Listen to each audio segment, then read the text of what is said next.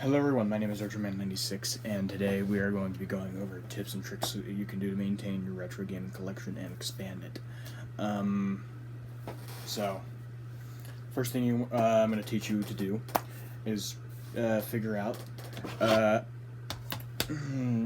is how to find the difference between fake and authentic handheld carts. DS carts usually, I'm going to use the DS cart for an example. Fake DS carts tend to have an outdated seal. For example, this is an authentic gold cart that says the seal of approval. The seal of quality says official Nintendo seal, while most reproduction carts, which aren't made by Nintendo, for the record, have the more dated one from like the 90s and 80s that just says Nintendo seal of quality. Pretty much same seal, just a different, just less wording in it.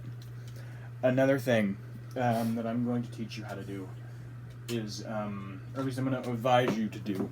I can't exactly teach you this because it's more something that is hands-off. Check your prices when it comes to something you're looking for. And check who exactly is selling it. For example, my NES, the original one that had no labeling on the lid, I bought that from a friend of mine. PK Omega, I think, is his channel name. I can't remember I don't know if he's changed it or not. Probably has. But I got that for 50. I got that, I think, for $50 when they were going for like 100. So check your prices, check who's selling them. If you know a guy who's selling an NES for like half the price you've seen one going to GameStop for some reason, definitely look into that. Another thing about pricing, individual like sellers seem to sell their price. If you're gonna compare like a small shop to GameStop, right? There's a small shop down from me that I go to. I try to frequent at least once a month,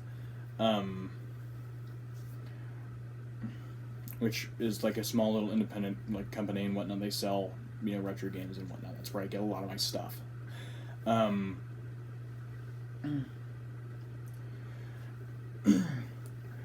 Individual sellers seem to, or like small companies, small shops especially, seem to sell the same stuff that a chain store would sell, just at a cheaper price.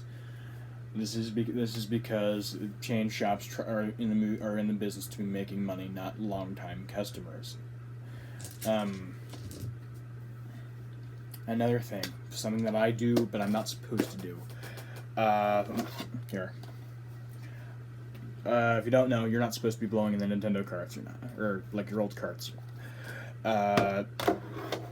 When you exhale carbon dioxide, there's some moisture from your saliva in that carbon dioxide, but it's not visible. It's droplets of saliva. What that does is that gets on the pins, and that can ruin the pins. That can damage the pins to a point of no return. What you are supposed to do to clean your NES games is do what I did in that cleaning video. Take a jar of rubbing alcohol and some Q-tips and just slosh it across both sides of the pins. After that, dry it with a paper towel. Really simple to do. Rubbing alcohol is not that expensive. Q-tips are not that expensive. Very cheap way to do it. Another thing when it comes to cleaning that I don't personally have, but a bunch of my other buddies do that collect old games, a 1-up card. Very useful tool. Pretty much it's a little card.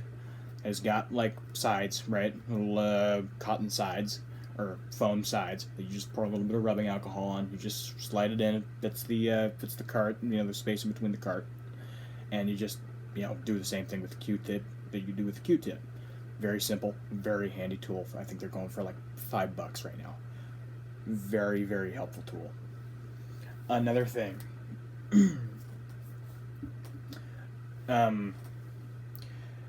Don't buy reproduction carts.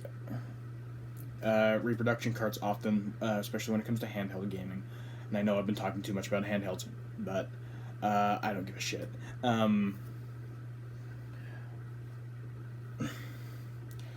Reproduction carts, frequent handheld reproduction handheld carts frequent online shops. This is because they're cheap to make, they're cheap to buy. But one thing you have to be careful of is that oftentimes reproduction carts don't work with your system, especially when it comes to Nintendo products. Nintendo, when it comes to piracy, is on top of it. You know, I don't have a bootleg cart anymore. I had one. I popped it into my my GBA like 10 times after cleaning it as well. Didn't work. Another thing. Don't buy online. That's not something I do.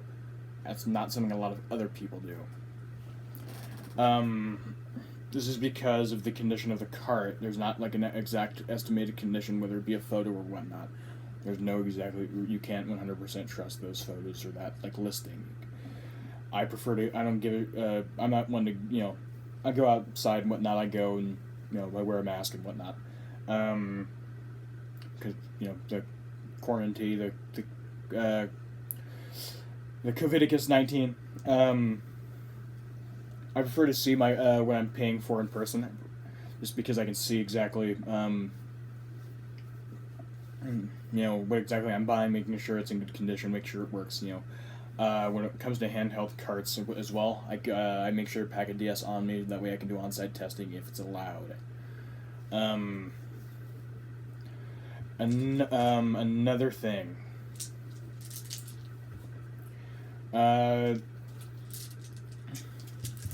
Please, for the love of God.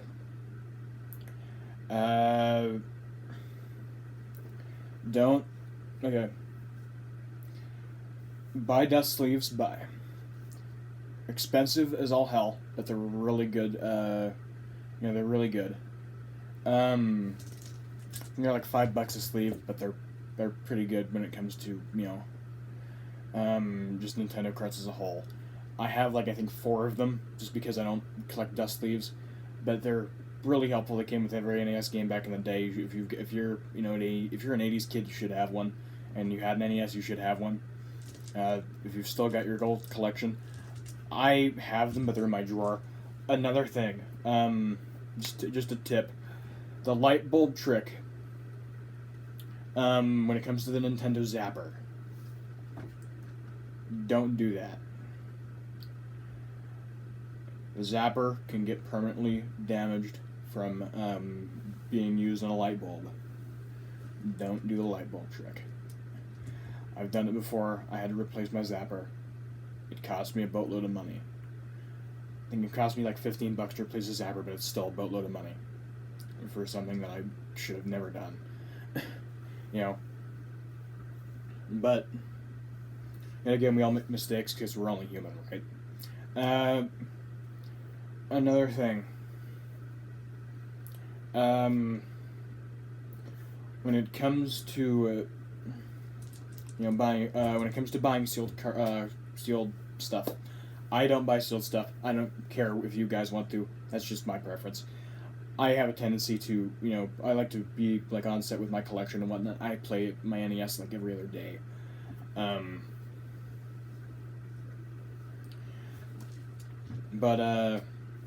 Yeah, I don't buy sealed stuff because I'll be tempted to break the sealant. That's just a thing with me. But you guys can do that if you want. I don't care. That's just human nature at this point. Another thing. Don't use pliers on your if the game is not resisting, especially when it comes to the older Nintendo stuff. Don't try to yank it out. That can pull the pins out of the console, and it could permanently damage your console. What you want to do is you want to slightly give it a wiggle. Let it loosen with those wiggling, and then just pull it out once it's loose. That's simple. It's basically common sense that I'm addressing here, but it's just tips and whatnot. Another thing that's I think exclusive to most older consoles, anything pre 1990, pre SNES, pretty much it's RCA, yeah, pre RCA or composite. I call it composite, but Pretty much the three things: yellow, red, and white. There's a channel switch. There should be a channel switch on the back of your Nintendo. That channel switch can often get stuck. So if your NES isn't working, no, you're not. It's not dead. It's not stopped working. You will tell when it stopped working because there will but make sure to check that channel switch every now and then to make sure it isn't stuck in between the two because that can cause problems for your CRT. Just minor stuff that can be repaired. I tend to check it just in case. Another thing. Certain consoles, especially when it comes to my Atari, certain consoles have to be unplugged in order to stay cool. First night I had my Atari, and this was before I had a bunch of wire messes in my room, for the record, and a bunch of shit plugged into my one power strip. The Atari plug started getting hot to a point where it started smelling like smoke in my room. Unplug the Atari. If it starts heating up too much. That's simple. Now what I tend to do is I tend to leave the power strip off. And my CRT power switch flipped on. That way, it's convenient for me just to tap the power switch of the power strip with my foot, and then the CRT comes on. Whatever the hell. When it comes to CRTs, a lot of people ask me about CRTs. The CRT I own, and it's apparently one of the best to use, is a Sony Trinitron. Those things are great. I don't know why. Those things are just great. They're some of the best retro gaming TVs out there. I think it's instead of just the display in general, the graphics apparently just look better. And whatnot. But yeah, that's about all I have for you guys. Stay retro, guys, and I will see you in the next video. I don't know what I'm going to do next, so yeah, stay retro.